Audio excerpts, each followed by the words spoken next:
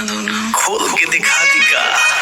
अरे चाहे भोगे चाहे चल पानी की सच को हतानी बिना चढ़िए के बारे। अरे सच को हतानी बिना चढ़िए के बारे। आ कितना खुलल खुलल बोलो तारा हो, तारा लाज नहीं लागो। आ तारा से कैसन लाज हो, तू पूछलू हो किस कलर की चड्डी पहने?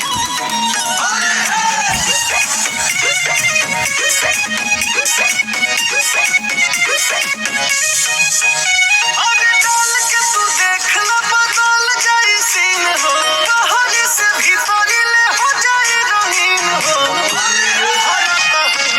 के न कहरी हो रंग बतोहा के रगरी हो, नीरे खत कहर हो बॉडी के बानी। चड्डी पहने हो? बता दो ना। अबे तो बताइए ना, फिर पूछत नहीं। चाहे भोगे चाहे पानी की सच को हतानी बिना चढ़िए के बारे।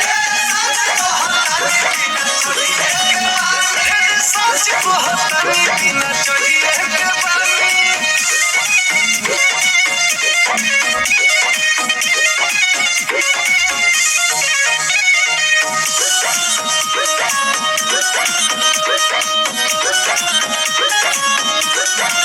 भौजी हो भौजी न छोड़ी हो तू आज हो, तोहरो हमरो बनल मिजाज हो।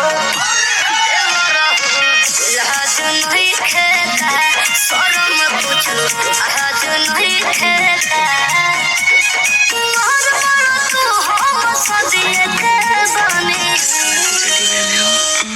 बता दो ना। तू ना मनबू। अरे चाहे भोगे चाहे पानी की सच को हतानी बिना चढ़िए